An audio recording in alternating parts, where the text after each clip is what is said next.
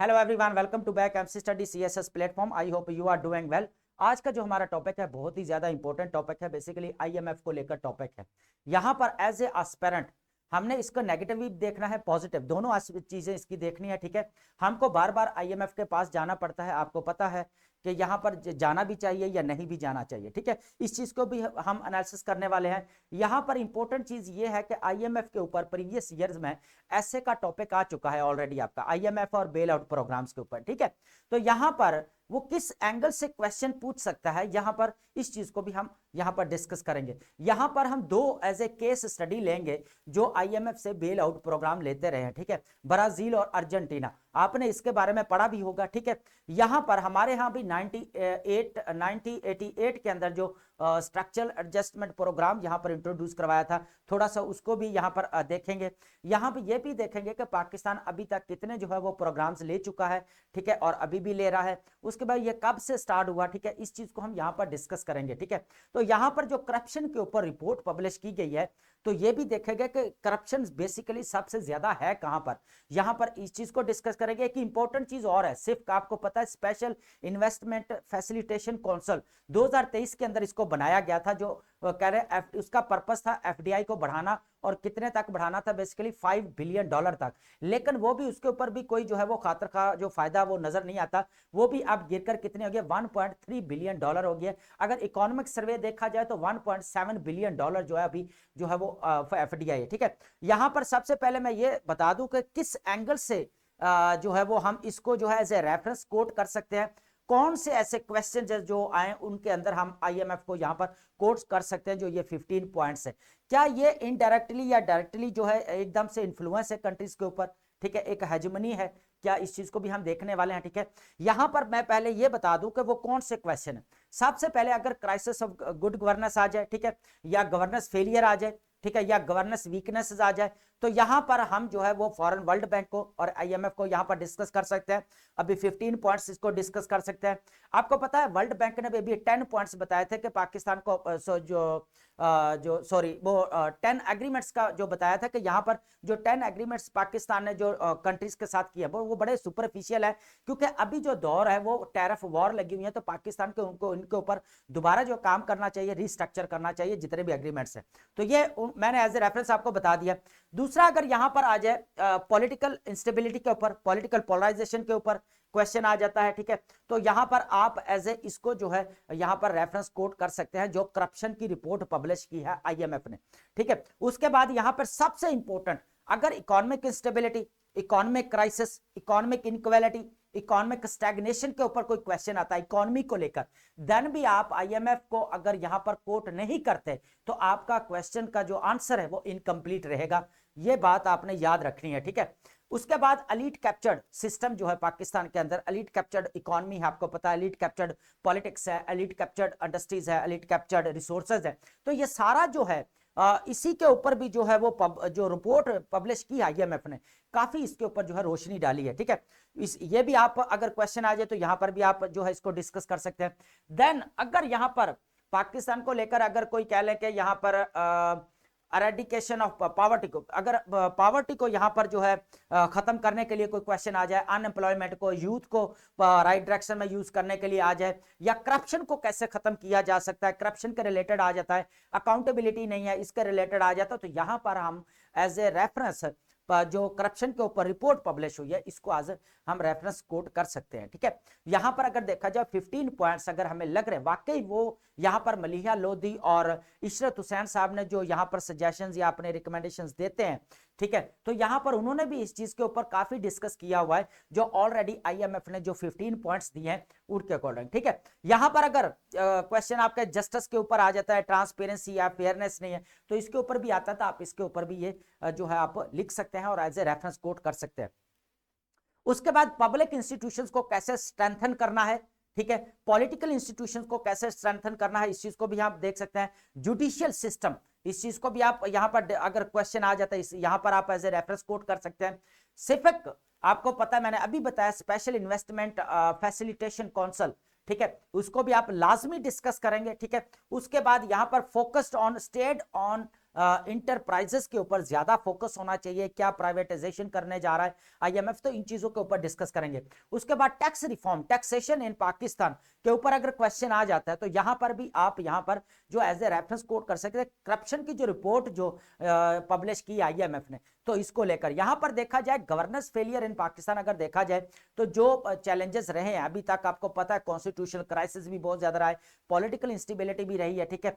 तो यहां पर इस चीज को हम डिटेल के साथ एनालाइज करेंगे, ठीक है, इस रिपोर्ट को, ठीक है।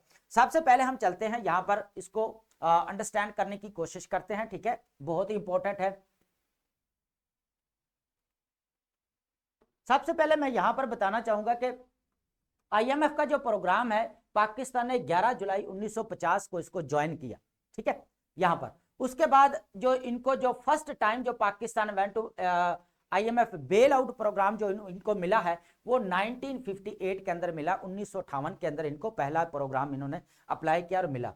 अभी तक जो है ऑलमोस्ट 24 टू 25 जो है ये कह लें कि प्रोग्राम जो बेल आउट प्रोग्राम जो है अभी ले चुका है और अभी जो है वो प्रोसेस में भी है, ठीक है। आपको पता एक्सटेंडेड फैसिलिटी फंड अभी चल रहा है $7 बिलियन का, उसका फर्स्ट रिव्यू हो गया जिसमें हमें 1.4 बिलियन डॉलर जो हमें मिले थे।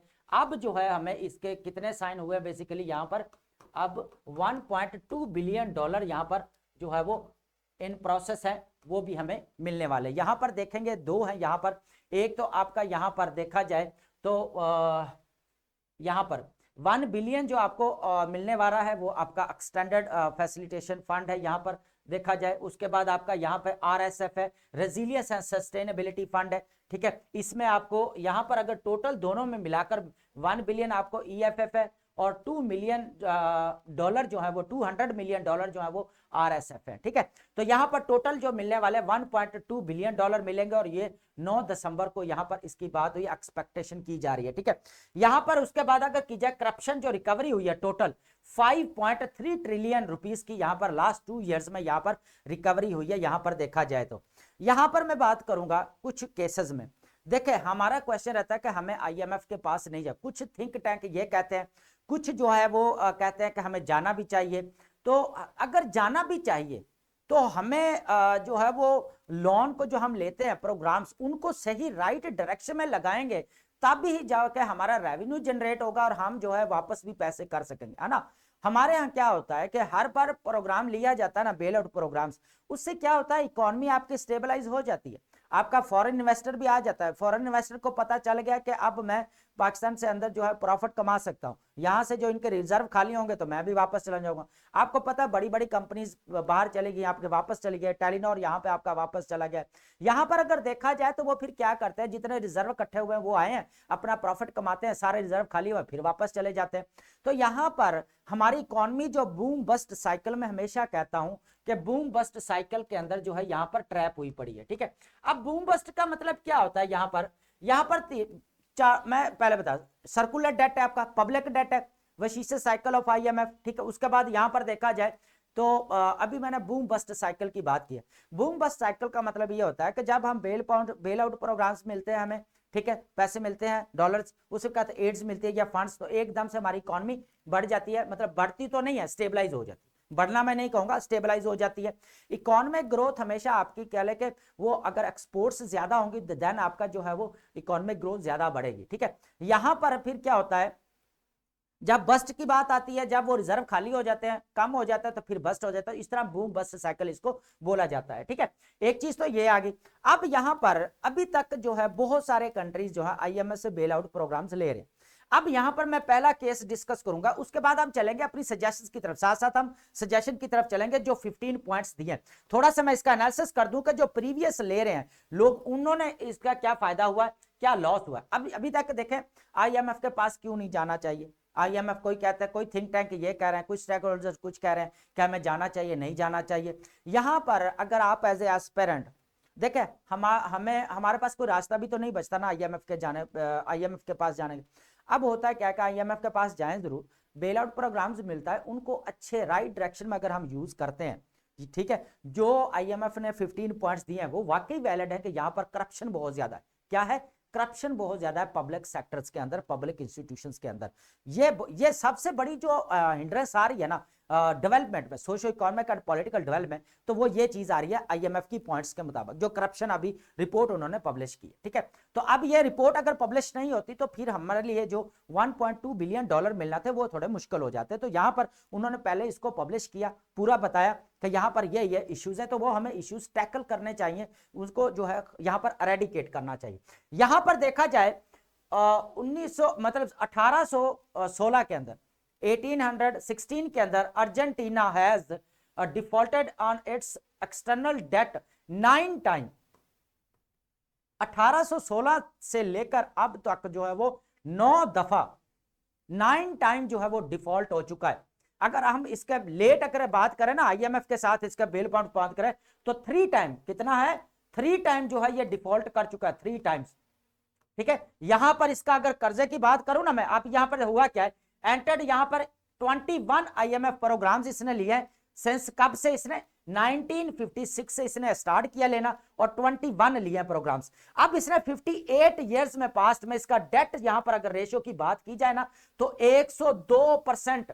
अभी 2020 की अगर मैं बात करूं ना, जब कोविड-19 चल रहा था यहां पर, तो यहां पर जो है ये डिफॉल्ट कर गया था अर्जेंटीना यहां पर, तो यहां पर जो है यहां पर 102% जो है वो जीडीपी जो है सिर्फ डेट का था, तो इतना डेट देना है। आप हिसाब लगाएं कि ये अगर आईएम के 21 प्रोग्राम लेने के बाद भी स्ट्रक्चरल एडजस्टमेंट प्रोग्राम्स वहां इंट्रोड्यूस करवाए गए, पॉवर्टी को रिड्यूस करने के लिए, एक्सपोर्ट को बढ़ाने के लिए सारी चीजें की गई, लेकिन फिर भी ये डिफॉल्ट हो गया। चलो पहले तो 1816 से लेकर 9 दफा हुआ है, ठीक है, इंक्लूडिंग 3 टाइम, है ना, लेकिन बाद में क्यों हुआ, जब से ये आईएमएफ ने ये प्रोग्राम, उसके बाद देखे ब्राजील का केस भी सेम सामने, जब 2023 के अंदर जो है जो इसका डेट था ना, जो इसका ब्राजील का, वो 88% था 2023 के अंदर, 88%। आप हिसाब लगाएं, अभी पाकिस्तान यहां पर स्टैंड कर रहा है 76 78 तक जो है स्टैंड कर रहा है पाकिस्तान, इतना पब्लिक डेट है यहां पर।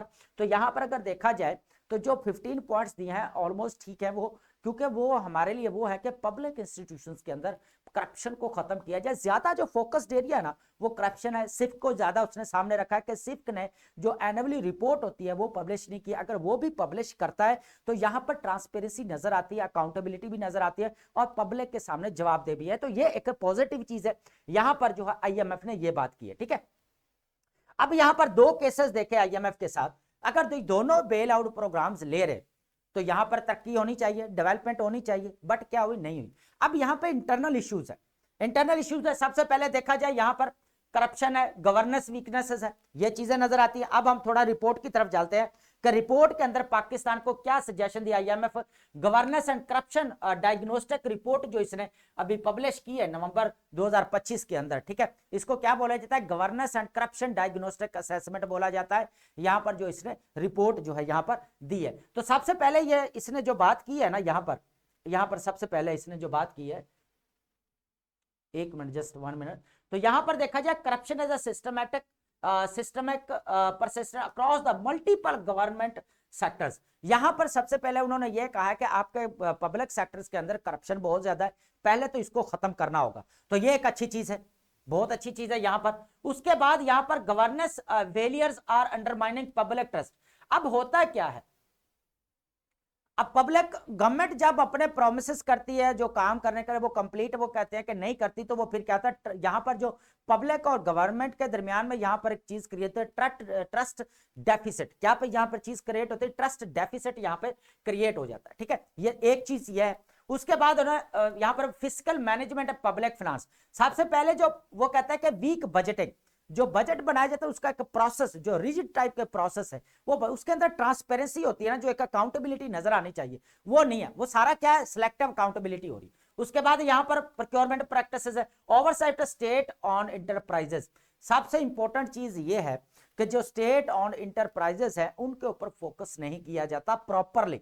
हालांकि उनके अंदर हमारे कह ले के बहुत ज्यादा हमें उल्टा लॉस फेस करना पड़ रहा है, उनको हमें घर से सैलरी देनी पड़ रही है ना, लेकिन उनको प्रोडक्टिविटी को नजर आनी चाहिए, वो प्रोडक्टिविटी नजर नहीं आती, है ना। आप देख ले कि जितने भी स्टेट ऑन एंटरप्राइजेस है वो आपके अभी खसारा में जा रहे हैं। स्टील मिल को देख रहे हैं आपके खसारे में जा रही है, ठीक है, लॉस बेयर करना पड़ रहा है हमें। तो यहां पर वो कह रहे हैं कि इनके ऊपर फोकस होना चाहिए, ये चीजों के ऊपर। तो ये हमारा एक समरी है, ये summary of the main points है। मैं पहले बता दूं यहां पर ये समरी है, तो हम इसको इस तरह डिस्कस करेंगे। उसके बाद टैक्सेशन एंड रेगुलेटरी, यहां पर टैक्स अथॉरिटी एफबीआर की बात की है उसने, कस्टम की बात की है, इन इनसफिशिएंट कैपेसिटी। यहां पर उन्होंने कहा कि जो पब्लिक इंस्टीट्यूशंस है आपके, यहां पर एफबीआर की उन्होंने बात की है, यहां पर कस्टम की बात की, आप दोनों की बात की।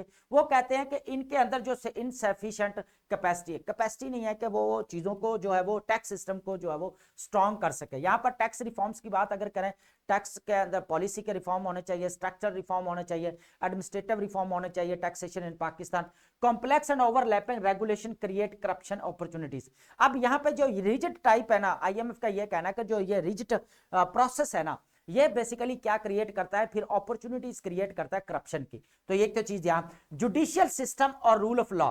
यहां पर अगर बात की जाए, कोर्ट्स आर स्लो, वो कहते हैं inefficient, under resources, enforcement of contracts, property rights are inconsistent. यहां पर जुडिशियल सिस्टम की बात की है। अभी आपको पता है कि 26 और 27th अमेंडमेंट को पास किया गया, ठीक है। तो ये यहां पर ये कहा जा रहा है कि यहां पर जो जुडिशियल सिस्टम है वो काफी वीक है, इसको जो है यहां पर स्ट्रेंथन करना पड़ेगा, ठीक है। देखे आपका पर्सनल हम कोई क्रिटिसिज्म नहीं कर रहे, हम अपने रिपोर्ट को यहां पर एनालाइज करेंगे। आपने as a aspirants positive approach के साथ चलना है और बैलेंस अप्रोच के साथ चलना है, ठीक है। उसके बाद हम यहां पर नेक्स्ट जो पॉइंट हम डिस्कस करने वाले हैं वो ये है कि जो स्पेशल इंस्टीट्यूशन ट्रांसपेरेंसी। अब यहां पर जो इंस्टीट्यूशंस है, पब्लिक इंस्टीट्यूशंस बेसिकली जो बनाए गए हैं, उनका पर्पस एक ही होना चाहिए, ट्रांसपेरेंसी होनी चाहिए यहां पर। अब यहां पर एक और चीज है, जो स्पेशल इन्वेस्टमेंट फैसिलिटेशन, जो 2023 के अंदर जो है बनाया गया इसको, और इसका पर्पस था कि $5 बिलियन जो है एफडीआई जो है वो लाना है। कितना? $5 बिलियन एफडीआई। लेकिन यहां पर वो कहते हैं कि यहां पर इन्होंने एनुअली जो रिपोर्ट होती है वो पब्लिश नहीं की। क्या नहीं किया? जो एनुअल रिपोर्ट होती है, एनुअल रिपोर्ट, वो इन्होंने यहां पर पब्लिश नहीं की। तो उन्होंने कहा कि आप पब्लिक के सामने जवाब दें, इस रिपोर्ट को जो है आपने पब्लिश करना है। तो एक चीज तो इन्होंने ये यहां पर, अब सिर्फ क्या करते हैं, सिर्फ बेसिकली आपका काम क्या, एग्रीकल्चर के ऊपर, इंडस्ट्री सेक्टर के ऊपर, इंडस्ट्रीज के ऊपर जितना भी है फोकस इनका है। उसके बाद ये डील करेंगे जितना भी इंफॉर्मेशन टेक्नोलॉजी, कम्युनिकेशन को, ये सारी चीजें जो है इसके अंदर आती हैं सिर्फ के अंदर, ठीक है। उसके बाद यहाँ पर रिफॉर्म्स रिकमेंडेशन जो 15 रिफॉर्म दिए गए ना, उनका पर्पस एक है, ट्रांसपेरेंसी होनी चाहिए, एसेट डिस्क्लोजर होना चाहिए, watch dogs, merit based appointments होनी चाहिए। क्या होनी चाहिए? मेरिट बेस्ड अपॉइंटमेंट होनी चाहिए यहां पर। अगर ये सारी चीजें हम यहां पर इंप्लीमेंट करते हैं, अडॉप्ट करते हैं, तो जन हमारा जीडीपी जो नेक्स्ट 5 ईयर्स में वो हमारा 5 से 5.5 से 6.5 कह लें कि जीडीपी ग्रोथ होगा। उसने इतना अश्योरेंस दिलवाई है यहां पर, यकीन दहानी दिलाई है कि यहां पर जो है वो 5 से 6.5% जो आपका जीडीपी ग्रोथ यहां पर हो सकता है। तो यहां पर देखा जाए तो अगर ये पॉइंट्स इंप्लीमेंट करते हैं तो क्या हमारा यहां पर डेवलपमेंट होती है। ऐसे ही स्ट्रक्चरल एडजस्टमेंट पॉलिसीज तो उसने जो है वो 1988 के अंदर भी इंट्रोड्यूस करवाई थी, है ना। तो उसका भी तो अभी कोई खातर ख्वाह नहीं, हालांकि उसके अंदर भी बात की गई थी कि यहां पर पॉवर्टी को हमने क्या करना है, खत्म करना है। लेकिन पॉवर्टी को खत्म नहीं किया गया, वो और बढ़ती गई। उसके बाद यहां पर बात की गई एक्सपोर्ट्स को बढ़ाना है। क्या करना है? एक्सपोर्ट्स को बढ़ाना है। उसके बाद यहां पर जितने भी लोन्स आपको मिलते हैं उनको यहां पे सही राइट डायरेक्शन में यूज करना है, और जिससे लिया है कर्जा उसको वापस भी करना है। उसके बाद यहां पर यह भी बात की गई कि जो कह लें कि आपकी इकोनॉमी है उसको लिबरलाइजेशन करना था, है ना, सारा ये भी एक चीज थी इसके अंदर। उसके यहां पर प्रमोटिंग कंपटीशन की बात की गई। उसके बाद यहां पर प्राइवेट सेक्टर्स के ऊपर ज्यादा फोकस किया गया कि प्राइवेट सेक्टर्स को ज्यादा जो स्ट्रेंथन किया जाए यहां पर। तो अब यहां पर जो है बहुत सारे क्वेश्चंस भी रेज होते हैं। अगर इस पॉइंट्स को देखा जाए तो हमें लगता है कि इन पॉइंट्स के ऊपर काम कर, जो पब्लिक सेक्टर्स के अंदर अकाउंटेबिलिटी हमें नजर नहीं आती या ट्रांसपेरेंसी हमें नजर नहीं आती, अगर इन चीजों को इंप्लीमेंट प्रॉपरली करते हैं, यहाँ पर गवर्नमेंट इसके ऊपर डिसीजन लेती है, अच्छा काम करे, तो इसके ऊपर हमारा जीडीपी ग्रोथ वाकई 5% ग्रोथ हो सकती है, पॉसिबिलिटीज है इसकी। तो लेकिन यहाँ पर जो है ये सारी चीजें हमें जो है करनी पड़ेंगी। तो ये समरी थी जो 15 पॉइंट्स जो दिए हैं, ठीक है, ये इंपॉर्टेंट है, आप इसको नोट डाउन लाजमी करें, ठीक है, ये एज ए रेफरेंस हमें काम आएगा। जो रिपोर्ट दी है गवर्नेंस और corruption diagnostic assessment report IMF ने पब्लिश किया है, वो भी इंपॉर्टेंट है, आप उसको भी एक बार जरूर जो है गो थ्रू करिएगा, ठीक है। यहां फिर भी जो है आपने ये दो कंट्रीज है ब्राजील और अर्जेंटीना, इनको भी आपने लाजमी यहां पर डिस्कस करना है, ये भी बहुत ज्यादा इंपॉर्टेंट है, ठीक है।